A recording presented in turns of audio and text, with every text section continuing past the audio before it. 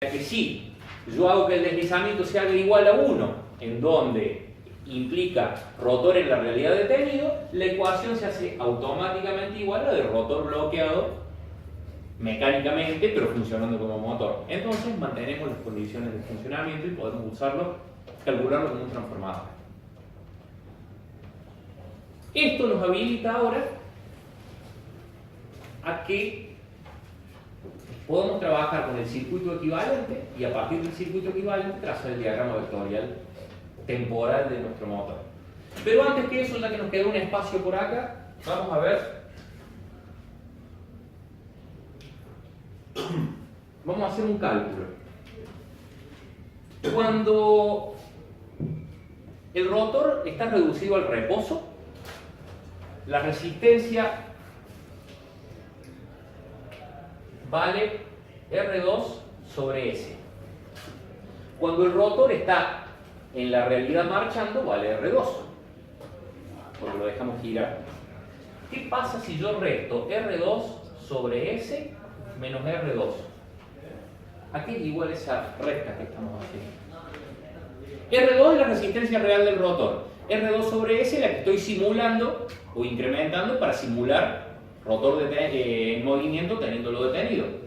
Entonces, esa resta es igual al incremento de resistencia que tengo que producirle a la máquina para simular el movimiento aunque el rotor está detenido. Y esa diferencia se llama RC, resistencia de carga. ¿Se acuerdan que yo les dije que con el rotor detenido le vamos a conectar carga eléctrica al secundario, al rotor, y vamos a hacer de cuenta que es la potencia mecánica que entregaría el motor en el eje si estuviera marchando? Potencia disipada en una resistencia, en la resistencia RC de carga, que es igual a R2 por 1 sobre S menos 1. Como podemos ver, depende del deslizamiento. Entonces, ¿cuánto vale RC cuando el rotor está bloqueado? Cuando el rotor está bloqueado, ¿cuánto vale el deslizamiento? 1. ¿Cuánto vale RC cuando el rotor está bloqueado porque mecánicamente lo frenamos y lo conectamos a la red? 0. El rotor está en cortocircuito. Pero en la medida que lo dejamos marchar, el deslizamiento decrece y aparece la resistencia RC. Es decir, cuando el rotor está quieto porque el motor está detenido, libre, el motor de mi cortadora de pasto, y voy y lo enchufo a la red, por el hecho de que el rotor está detenido, la resistencia RC vale 0. Por eso es muy alta la componente inductiva, baja la componente resistiva, es malo el coseno de phi, es malo el par.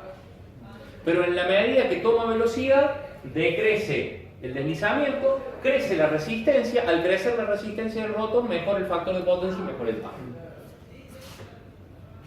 Si yo quiero tener reducido al reposo mi rotor y mantenerlo quieto y hacerlo comportar como un motor variándole la resistencia, desde afuera le varío la resistencia y hago todos los ensayos sin tener en marcha, sin tenerlo girando, sino a partir del comportamiento eléctrico.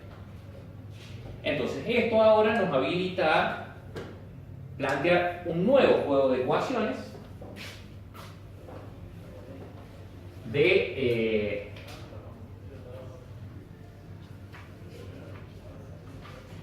ecuaciones con rotor reducido al reposo, en donde vamos a tener nuevamente, las vamos a plantear a las dos.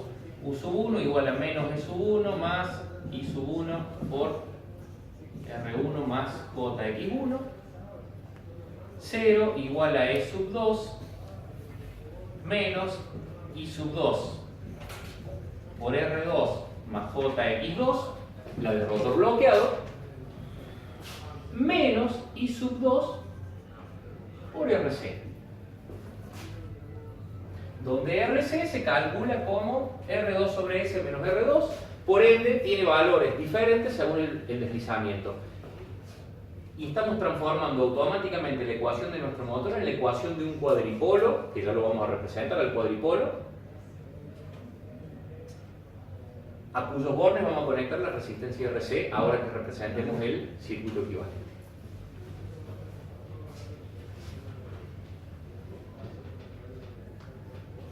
Habiéndolo reducido el reposo a nuestro motor, a nuestro rotor, estamos en condiciones de simularnos conectados eléctricamente. ¿Se acuerdan cuando representaban el circuito equivalente del transformador? Que eran dos circuitos eléctricos acoplados eléctricamente, por eso tenían que referir el primario al secundario o el secundario al primario, adaptar sus magnitudes, sus variables, para que los pudiéramos conectar, porque básicamente vamos a estar conectando en paralelo una fuerza electromotriz de valores sub 1 con una de valores sub 2. Si las quiero conectar en paralelo y que no sean un cortocircuito, deben tener el mismo valor. Si no, se va a generar una circulación de corriente a través de las propias fuentes. Entonces, por eso era el reducir lo que en general hacíamos, más allá de que era bidireccional el análisis, en el transformador referíamos del secundario al primario. ¿Cómo se hacía la referencia del secundario al primario? Bueno, la relación de transformación. Calculábamos una E sub 2' como E sub 2 por una relación de transformación. Para calcular la I sub 2', ¿cómo la calculábamos? En el transformador convencional. I sub 2 dividido la relación de transformación. Y para calcular, por ejemplo, para resistencia, reactancia, impedancia o lo que queramos, pongamos como ejemplo R2, ¿cuál era la relación de transformación? R2' igual a R2 por R cuadrado. ¿Y qué era R? La relación de transformación. ¿Y a qué era igual? N1 sobre N2. Entonces, para las tensiones era N1 sobre N2, para las corrientes era N2 sobre N1, y para las resistencias, para las cargas en sí, N1 sobre N2 al cuadrado. Eso era para el transformador convencional. Acá la cosa no es tan fácil. ¿Por qué? Porque el transformador convencional tenía una particularidad. Mismo número de fases, mismo factor de arrollamiento. Acá cuando calculamos las fuerzas electromotrices recién, vimos que tenemos un factor de arrollamiento que depende del paso, si es diametral, acortado o alargado, y de la distribución, si es concentrado o distribuido el arrollamiento. En un transformador convencional no existía el factor de arrollamiento, porque no había chances de hacer un arrollamiento alargado o acortado, de paso alargado o acortado, concentrado o distribuido, porque eran solenoides directamente. Acá estos arrollamientos son distribuidos para mejorar la forma de onda del campo magnético. Entonces, hay factor de arrollamiento, no solo espiras, pero a su vez vamos a ver también, podemos tener diferentes números de fases entre el estator y el rotor. Entonces eso también va a intervenir. Entonces, cuando vamos a hacer el cálculo, tenemos que calcular un R para las tensiones, un R para las corrientes y un R cuadrado, que vamos a ver cómo se calcula, para las cargas. Vamos a calcular primero para las tensiones.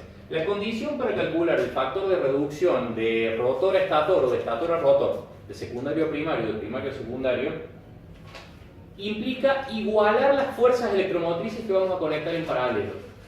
Es decir, si yo quiero conectar mi secundario en paralelo con el primario, tengo que hacer que la tensión, la fuerza electromotriz del secundario sea igual a la del primario. ¿Cuánto vale la fuerza electromotriz del primario? E sub 1. ¿Cuánto vale la del secundario? E sub 2, pero si las quiero igualar, la tengo que hacer igual a E sub 2. E sub 1, perdón. Entonces, E sub 2' tiene que ser igual a E sub 1. Entonces, es decir, si yo quiero calcular R de tensión, la relación de tensiones, es igual a E sub 2' dividido E sub 2, según lo que tenemos allá. Pero a E sub 2' le hacemos igual a E sub 1 para poder interconectar los arrollamientos y formar un circuito ya no aislado galvánicamente como es el transformador o como es el motor. En la realidad, el arrollamiento estatórico y rotórico no tienen interconexión eléctrica, pero si lo vamos a llevar a un circuito equivalente van a tener que interconectarse. Tenemos que igualar esto. Entonces calculamos. E sub 2', ¿a qué va a ser igual? A E sub 1. 4,44, cita 1, F1, N1 por el flujo. ¿Cuánto vale E sub 2? 4,44, cita 2, F1, porque el rotor está detenido. ¿Qué nos permite detener el rotor? El poder reducirlo al reposo. ¿Para qué lo reducimos al reposo? para estudiarlo como un transformador. Al estudiarlo como un transformador podemos conectar primario y secundario eléctricamente. La frecuencia es la misma. N2 por el flujo. ¿A qué nos queda igual la relación de transformación de tensiones? 444 se va, F se va, flujo se va. Psita 1, N1 sobre psita 2, N2. Primario, pues yo tengo una pregunta. Sí. Primario y secundario juntos, que es el rotor y el estator. Claro. El circuito equivalente. A ver, no es que los vas a conectar realmente, es para simular la conexión. Si vamos al caso, vos en el transformador, el primario y el secundario eran aislados, pero cuando representabas el circuito equivalente los interconectabas eléctricamente, ya no, para prescindir del estudio magnético. Pasás a trabajarlo como un cuadripolo netamente eléctrico. Es lo que queremos hacer acá. Bien, eso es para las tensiones. Relación de transformación de tensiones. Vemos que es un poquito más compleja que la del transformador convencional. Donde antes era solo N1 sobre N2, ahora es N1 sobre 2 por psita 1 sobre psita 2. ¿Qué tendría que ocurrir para que tenga la misma relación que el transformador convencional? Que tengan el mismo factor de rodamiento. Que los psita 1 y 2 tengan el mismo factor de rodamiento. Que los rodamientos rotóricos y estatóricos sean diametrales para que el factor de paso sea igual a 1 y sean concentrados, es decir, no distribuidos para que el factor de distribución sea igual a 1. Es decir, es lograble, pero en la realidad se los distribuye y se los acorta o alarga para mejorar forma de onda, entonces por eso lo tenemos que calcular de esta manera. Vamos a la relación de transformación de corriente.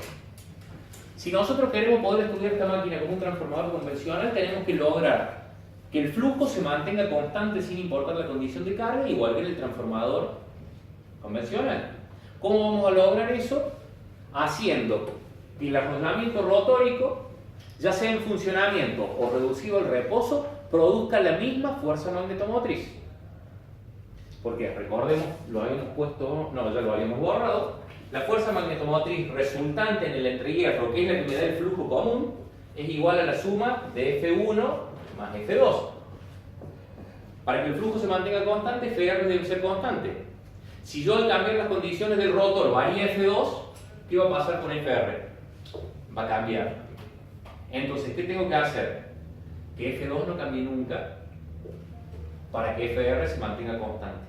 Entonces, para hacer el análisis de la relación de corrientes, vamos a decir que la fuerza magnetomotriz producida por la corriente con el rotor en movimiento, no con el rotor en movimiento, perdón, con el secundario sin referir al primario, debe ser igual a la fuerza magnetomotriz del secundario referido al primario. ¿Cuál era la fuerza magnetomotriz del secundario sin referir al primario? 0,45, psita 2, no.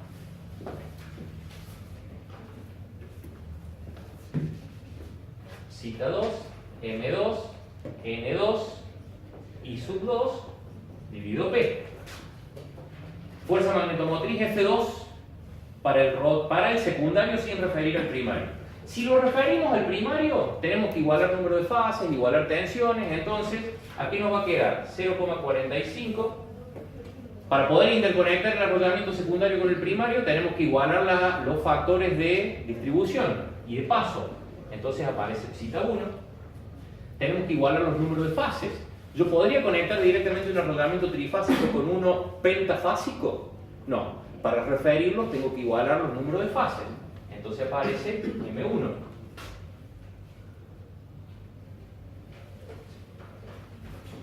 Por N1 por la corriente I sub 2' dividido P, que son iguales los pares de polos, más allá de que sea una jaula de ardilla, se igualaban automáticamente. Y de acá vamos a despejar la relación I sub 2' dividido I sub 2. Simplificamos todo lo que podamos.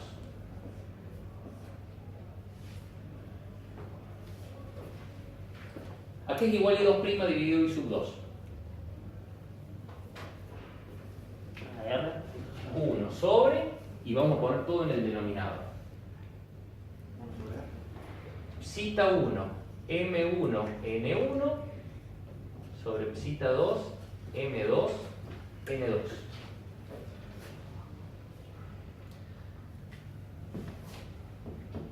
¿A qué es igual psita 1 por N1 sobre psita 2 por N2? A la relación de transformación de tensiones. Entonces, I sub 2' sobre I sub 2 es igual a 1 sobre la relación de transformación de tensiones multiplicada por M1 sobre M2. Y a eso le llamamos 1 sobre RI. ¿Qué quiere decir esto? RI es igual a RT por M1 sobre M2. ¿Son iguales las relaciones de transformación de tensión y de intensidad? No. La de tensión es psita 1 sobre psita 2, N1 sobre N2, y la de intensidad es la de tensiones, pero a su vez multiplicada por la relación de fases. Entonces tenemos la relación de transformación de intensidades. Y ahora la más complicada, la de cargas, la de resistencias, inductancias. Relación de fase, eso que sería. ¿Cómo la relación de fases? Número de fases. Ah, M1 sobre M2 es número de fases del primario sobre el número de fases del secundario. Del estator y del rotor. Recordemos esto. Vos no estuviste en la primera clase de máquinas asíncronas. No es un reproche, quédese tranquilo. Usted estuvo disfrutando de cosas más lindas que nosotros. Una de las condiciones es que este transformador, si yo hago un estator trifásico, no necesariamente tengo que hacer un rotor trifásico. Puedo hacer que el rotor sea monofásico, bifásico, trifásico, tetrafásico, hexafásico, de la cantidad de fases que quiera. Como el campo es rotante, va a girar por cada vuelta sobre todas las fases. Entonces, alimento con tensión trifásica el estator y obtengo tensiones trifásicas, pentafásicas, hexafásicas, puedo tener el número de fases que quiera. Al extremo que en una jaula de ardilla, cada conductor frente a un polo es una fase diferente. Más allá de que no le puedo extraer la corriente porque está en cortocircuito. Entonces, vamos a ver ahora lo que debemos garantizar al referir el rotor al estator en el caso de las cargas, las resistencias, las reactancias, es que disipen o transformen la misma potencia. Es decir, que eléctricamente la resistencia siga disipando la misma potencia, que magnéticamente la inductancia siga acumulando o devolviendo la misma potencia eléctrica. Entonces tiene que haber igualdad de potencias.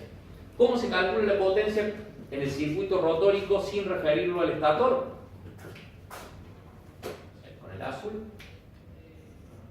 M2 por R2 por I sub 2 al cuadrado tiene que mantenerse igual a, como estamos interconectando, números de fases se tienen que hacer iguales, por R2', que es la resistencia que vamos a referir, pero la corriente que va a circular en R2' ya no es I sub 2. ¿Qué corriente va a circular en R2'? No, I sub 2. La que acabamos de calcular acá, a través de la relación de intensidad. Entonces, de acá vamos a despejar la relación R2'. ¿Qué dicen que da? Que digo que va al cuadrado, calculo yo, le digo, o no. Ah, sí, falta el cuadrado, tiene razón. No, creí que estaban sacando conclusiones. No, tampoco está así. Si le digo un cuadrado, no podemos llegar acá. Despejemos. I sub 2' sobre I sub 2. Entonces pasamos I sub 2, R2 para este lado. Nos queda igual a 1 sobre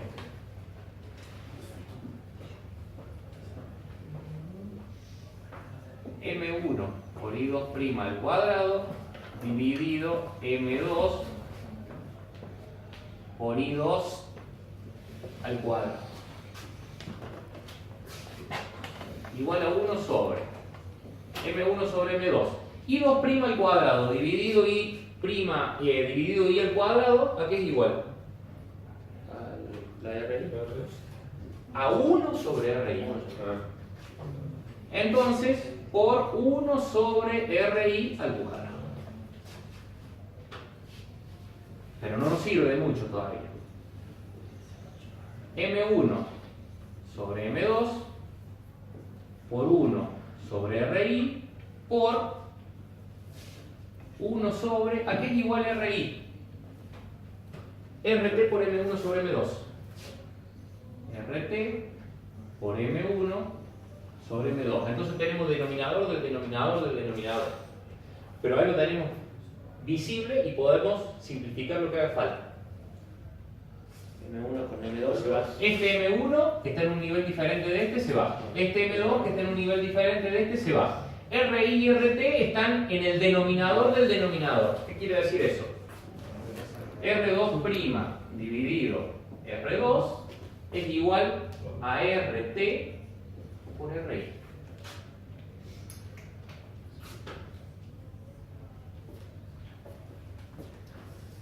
La relación de tensiones interviene directamente en las tensiones. La relación de intensidades interviene de manera inversamente proporcional en las intensidades.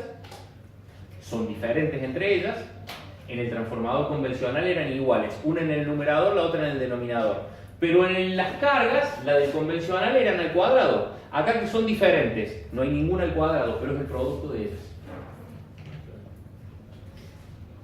Si tuviésemos mismo factor de arrollamiento, mismo número de fases, RT y RI se hacen iguales. Si RT y RI se hacen iguales, para el mismo número de fases y mismo factor de arrollamiento, las resistencias termina siendo R cuadrado. Es decir, es un poco más complejo, pero puede ser igual de simple que el transformador convencional. Lo importante de acá es que ahora sí podemos decir la resistencia R2' va a ser igual a la resistencia R2 real de la máquina por RT por RI. La reactancia X2' va a ser igual a X2 por RT por RI. La corriente I2' va a ser igual a I2 dividido RI. Y la fuerza electromotriz E2' va a ser igual a E2 por RT. R2, X2, I2, E2 eran todas magnitudes que intervenían en nuestra ecuación del rotor referido al reposo, y ahora calculadas de esta manera, no solo referidas al reposo, sino referidas ¿a quién? Al primario. Al primario. Y nos falta una más, RC. Porque RC' es una resistencia de carga que le conectamos al rotor. Va a ser igual a RC por RT por RI. Entonces, a partir de eso, volvemos y borramos acá el primer análisis.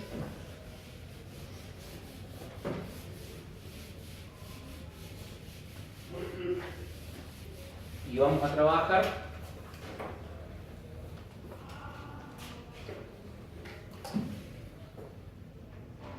vamos a sacar el limpio, rotor en movimiento, reducido el reposo, lo tenemos acá, o sea que esto lo borramos.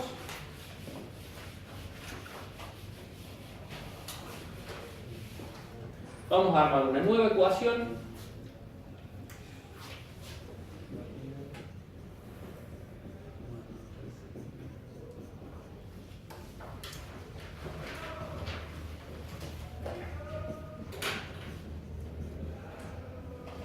Ecuaciones del motor con rotor reducido al estator.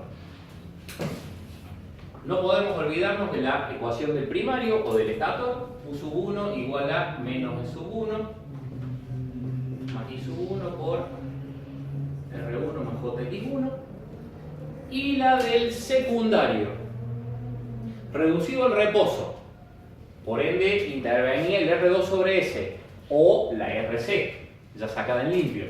Y a su vez reducida al primario, ¿a qué nos queda igual? A E2' menos I2' por R2' más JX2'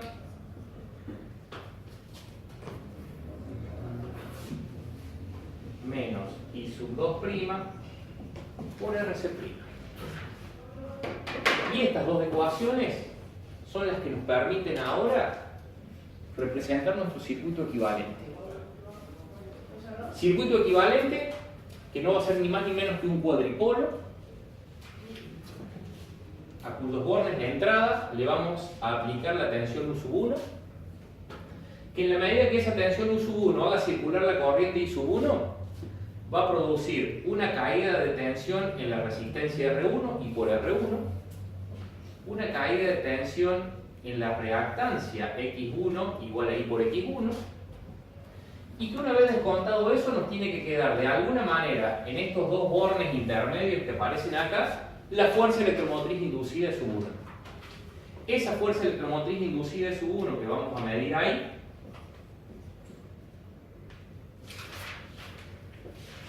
es la encargada de mantener alimentadas las pérdidas en el hierro y excitada nuestra máquina. Entonces, allí vamos a representar un par de magnitudes más.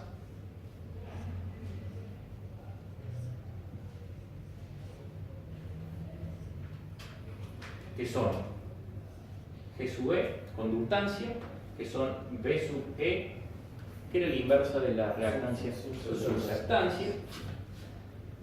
Por la G sub E va a circular la corriente de pérdidas en el hierro, que es la que nos daba la fuerza magnetomotriz de pérdidas en el hierro que vimos en el primer diagrama ese de la fe de ratas recién. Por la B sub E va a circular la corriente I sub mu de magnetización, la encargada de mantener magnetizada nuestra máquina. La suma de ambas va a ser la corriente I sub 1E, corriente de excitación de nuestra máquina. Y ese sería todo el circuito primario. Primera ecuación. Pero, como ahora hemos reducido el secundario al primario, se lo podemos conectar directamente. ¿Por qué? Porque acá estamos representando las magnitudes de una fase. Resistencia de una fase, reactancia de una fase, rama de magnetización y de pérdidas en el hierro de una fase, alimentadas por la tensión de una fase. No es la tensión de línea si es un sistema trifásico, sino que es la tensión de fase, es decir, fase neutro. Y a esta fase del primario le vamos a conectar una fase del secundario rotor. Como nosotros estamos haciendo E sub 2' igual a E sub 2 por RT y la condición para eso era E sub 2' igual a E sub 1, si miro desde el lado del primario, en esos bornes tengo E sub 1, y si miro desde el lado del secundario, ¿qué veo? E sub 2'. Entonces desde acá arranca el secundario, en donde vamos a tener la reactancia de dispersión X2', referida al primario, la resistencia óhmica R2', referida al primario,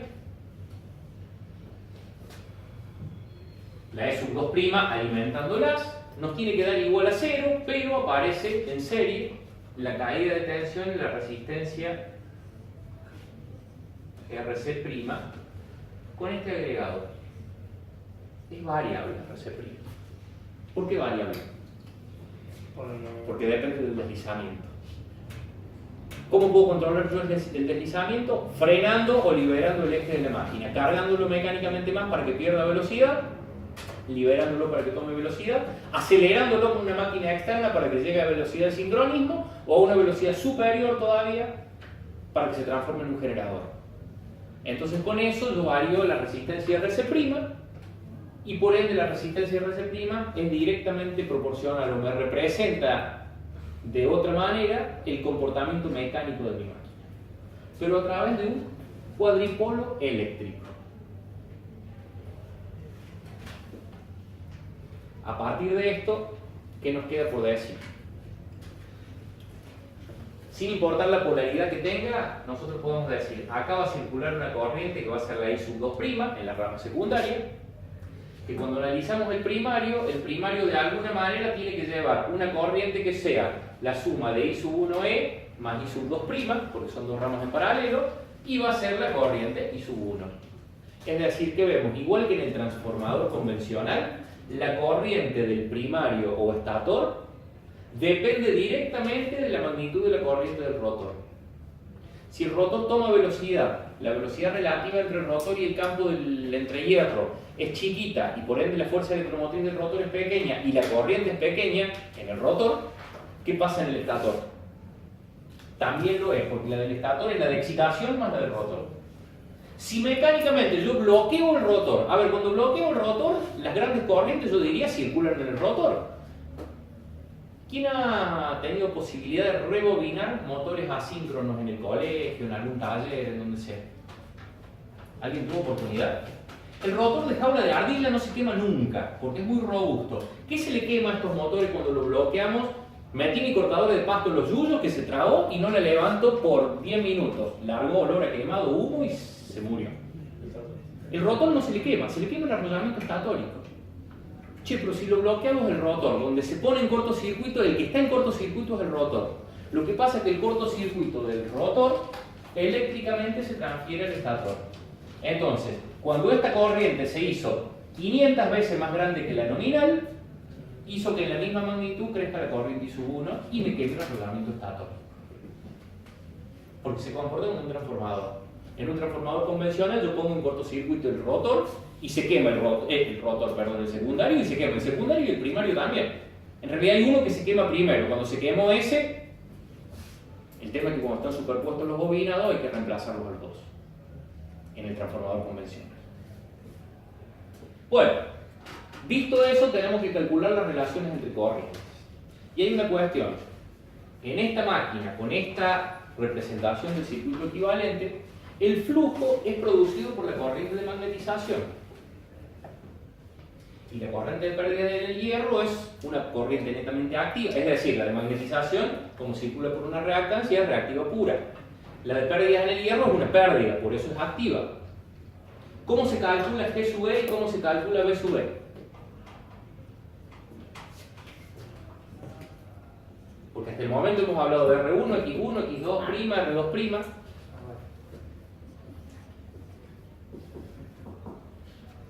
Ahí parece vacío, ¿no? Pero en el ensayo. No, vamos a cuestiones teóricas, ¿no? Después en la práctica van a ver cómo se lo puede representar o cómo se lo puede obtener. Acá vamos a decir que G sub E va a ser igual a I sub FE dividido E sub 1. B sub E, ¿a qué va a ser igual? A E'2, perdón, a I sub mu dividido E'2.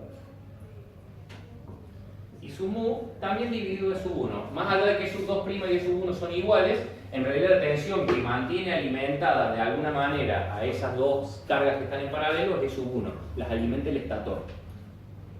Si yo pusiera el rotor a marchar en sincronismo de manera que en el rotor no haya circulación de corrientes, estas dos fuerzas electromotores, esas dos cargas se mantendrían alimentadas desde la tensión de alimentación. Obtenidas G sub E y B sub E, que no son ni más ni menos que 1 sobre R FE o 1 sobre reactancia de magnetización, X mu, porque después en otro circuito equivalente